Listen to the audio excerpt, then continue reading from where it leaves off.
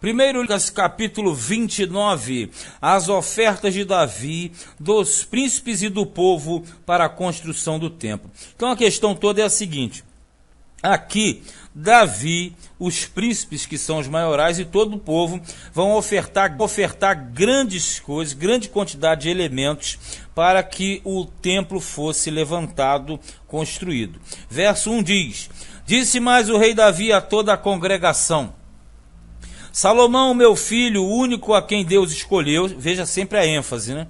É ainda moço e tenro, quer dizer, jovem. E esta obra é grande, porque não é palácio para homens, senão para o Senhor Deus.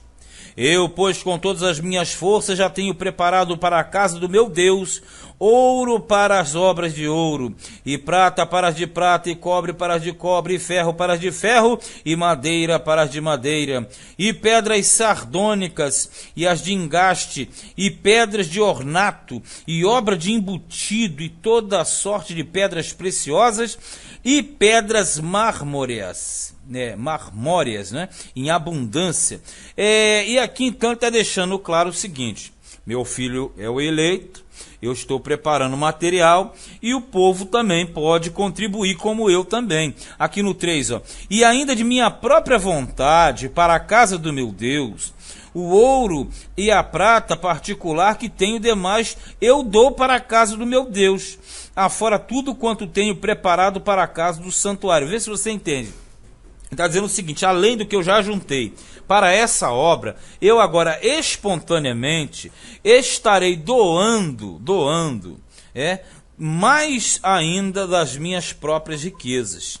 Versículo 4: 3.000 talentos de ouro de Ofir, que é aquele ouro amarelinho, gema de ovo, e 7.000 talentos de prata purificada, para cobrir as paredes das casas, e ouro para os objetos de ouro, e prata para os de prata, e para toda a obra das mãos dos artífices.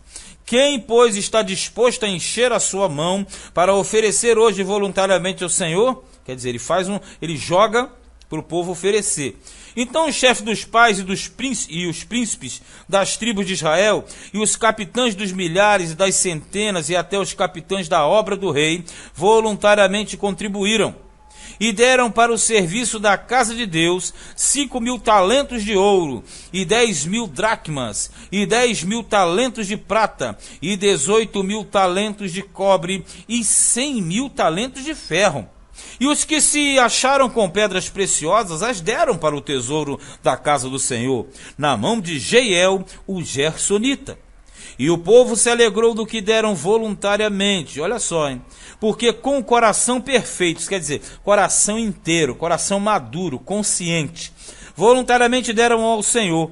E também o rei Davi se alegrou com grande alegria.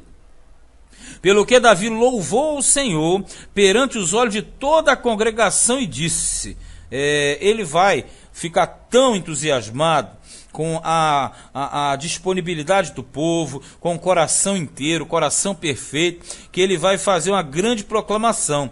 Ele vai falar assim: bendito és tu, Senhor, benedito, né? Benedito és tu, Senhor, Deus de nosso Pai Israel, de eternidade em eternidade. Tu és, Senhor, a magnificência e o poder e a honra e a vitória, e a majestade. Isso aqui é uma oração de adoração. Porque teu é tudo quanto há nos céus e na terra, tipo o Senhor dono de tudo. Teu é, Senhor, o reino, e tu te exaltaste sobre todos como chefe. E a riqueza e a glória vêm de ti, e tu dominas sobre tudo.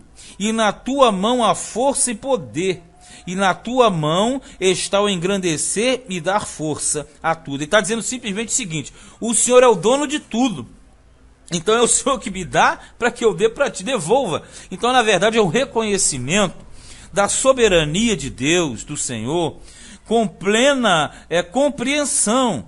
Ele é aquele que faz tudo, ele dá força, ele engrandece, ele faz com que as coisas aconteçam de acordo com a própria vontade dele. Ele fala: riqueza e glória vem de ti, de diante de ti. e tu dominas sobre tudo, ou seja, nada escapa dele. Olha no 13. Agora, pois, ó Deus nosso, graças te damos e louvamos o nome da tua glória. Auto-reconhecimento, né? Porque quem sou eu e quem é o meu povo, olha aqui, que tivéssemos poder para tão voluntariamente dar semelhantes coisas, quer dizer, nós não teríamos, eu não tinha, eu era pobre, ele está dizendo, estava atrás das vacas, e tu me chamaste de lá, me fizeste o que eu sou hoje, eu tô te dando, aquilo na verdade veio de ti para mim, ó. Porque tudo vem de ti aqui, e da tua mão damos, quer dizer, não tem como eu dar nada se o Senhor primeiro não me der. Porque somos estranhos diante de ti e peregrinos como todos os nossos pais. Como a sombra são os nossos dias sobre a terra, e não há outra esperança. Senhor, Deus nosso, toda esta abundância que preparamos para te edificar uma casa ao teu santo nome, vem da tua mão e de toda a tua, e é toda tua. E bem sei eu, Deus meu, que tu provas os corações e que da sinceridade te agrada. Tipo o seguinte, Deus sabe quando a pessoa realmente está disposta para ele ou não. Eu também, na sinceridade de meu coração, voluntariamente dei todas estas coisas. E agora vi com alegria que o teu povo que se acha aqui, voluntariamente te deu. Senhor, Deus de nossos pais, Abraão, Isaque e Israel, conserva isso para sempre no intento dos pensamentos do coração de teu povo, e encaminha o seu coração para ti. Quer dizer, só Deus para dar essa direção, para voltar os corações para ele. E a Salomão, meu filho, dá um coração perfeito para guardar os teus mandamentos, os teus testemunhos e os teus estatutos, e para fazer tudo e para edificar este palácio que te tenho preparado. Veja que ele está orando para Deus conceder a Salomão um coração perfeito para guardar, porque ele sabe que se Deus não guardar, o cara entra pelo cano, e o próprio Salomão, que ele pediu tanto, no final vai ter que dar uma queda, e a gente tem que entender por quê. É o que nós chamamos do mal necessário. 20. Então disse Davi a toda a congregação: agora louvai ao Senhor vosso Deus. Então toda a congregação louvou ao Senhor, Deus de seus pais, e inclinaram-se e prostraram-se perante o Senhor e perante o rei. E ao outro dia sacrificaram ao Senhor sacrifícios e ofereceram holocaustos ao Senhor, 1000 bezerros, 1000 carneiros, 1000 cordeiros, com suas libações, que são as bebidas, e sacrifícios em abundância por todo Israel. Veja quando fala 1000, 1000, 1000, 1000, 1000 é um número redondo, é um número completo. Não quer dizer literalmente que eram 1000 animais, mas que era uma quantidade grande. E comeram e beberam naquele dia perante o Senhor com grande gozo, quer dizer, com grande alegria. E, segunda vez, fizeram rei a Salomão, filho de Davi, e o ungiram ao Senhor por guia, e a Zadok por sacerdote, porque o Abiatar, nessa ocasião, tinha despencado para o lado do Adonias na conspiração. Agora veja, por que houve a necessidade de Salomão ser ungido perante todo o povo? Porque tinha que haver uma visão nacional de que Salomão era o escolhido de Deus. Aquela unção que nós temos lá no livro dos reis, no início do primeiro livro dos reis, ali foi uma questão interna, como Davi também, lembra quando ele foi ungido a primeira vez? Foi na casa dele, foi uma questão interna, mas depois ele foi ungido perante todo o povo, primeiramente Judá e em segundo plano sobre todo Israel. É mais ou menos isso. Após essa situação, essa cerimônia, Salomão foi consagrado publicamente, para que todo o Israel soubesse, né? 23. Assim Salomão se assentou no trono do Senhor, rei em lugar de Davi, seu pai, e prosperou, e todo Israel lhe deu ouvidos. Quer dizer, o Salomão ele já começa a reinar ainda com Davi vivo, prestes a morrer. E todos os príncipes e os grandes, e até todos os filhos do rei Davi, se submeteram ao rei Salomão. E o Senhor magnificou a Salomão grandissimamente perante os olhos de todo Israel, e deu-lhe majestade real, quer dizer, realeza, qual antes dele não teve nenhum rei em Israel. Ora, Davi, filho de Jessé, reinou sobre todo Israel, e foram os dias que reinou sobre Israel 40 anos.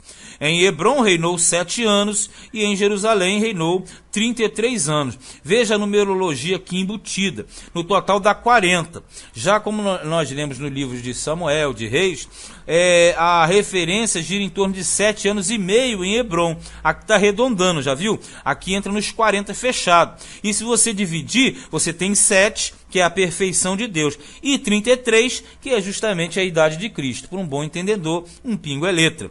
28. E morreu numa boa velhice, cheio de dias, riquezas e glória. E Salomão, seu filho, reinou em seu lugar. Os atos, pois, do rei Davi, assim os primeiros como os últimos, eis que estão escritos nas crônicas de Samuel o vidente, e nas crônicas do profeta Natã, e nas crônicas de Gade o vidente. Só que essas escrituras se perderam, até hoje não há informação de tê-las encontrado, né, terem sido encontradas, mas com escavações que são feitas, talvez uma hora ou outra aí possa acontecer de tais escrituras reaparecerem, mas até então sem cogitação.